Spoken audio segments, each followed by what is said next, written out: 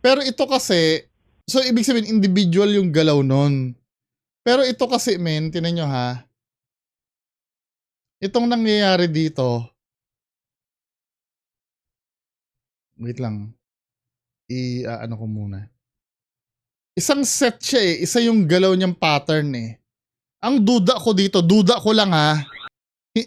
Ako para sa akin as a skeptic, 100% hindi ito paranormal. Para sa akin yun as a skeptic. Maliban na lang kung babasagin ako ng mga spiritual, ano. Hindi, ano yan, totoong ghost yan kasi ganito, ganyan. Depende sa depensa nila. Pero as of now, pag tinitingnan ko to, hindi ito paranormal eh. Kasi kung makikita mo, feeling ko ito, sapot ito eh. Mahabang sapot yan na sobrang lapit sa lens ng camera na hinahangin-hangin na ganon. Na ito, dahil di ba translucent ang sapot, ito parang isang ano yan eh, isang diretso yan eh. Yan oh. Kasi pattern sila gumalaw eh. Isang thread yan, feeling ko.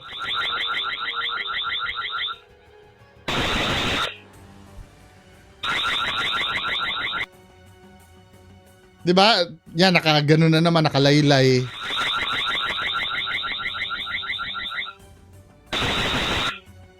Ayan oh, dito nga parang thread na talaga siya eh. Sapot ito for me. Para siyang buo na siya diyan eh. Oh, 'di ba? Isa na siyang hibla.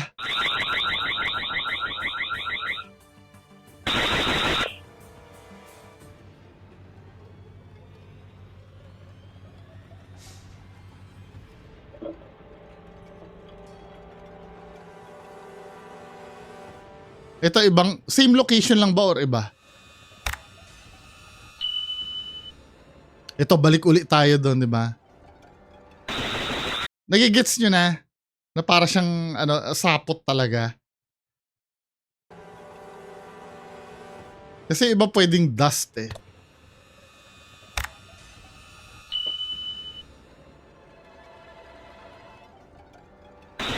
Ayun para siyang thread eh. Yun ang size up ko doon. Pero depende pa rin sa argument na ibabasag nyo doon sa sinabi ko. Kung hindi kayo convinced at feeling nyo totoo yan, di totoo. Ayoko na makapag-argue. Or paliwanag kayo kung ano ba talaga yon. Sabihin nyo, hindi yan sapot mo kasi may sapot bang ganito, ganyan, ganyan. Diba? Magtulungan tayo. Tinanong lang po kasi ako eh. Siyempre, sasabihin ko yung pananaw ko. Anyway, yan lang po muna pag-uusapan natin ngayong gabi. Magandang gabi sa inyong lahat. Bye-bye.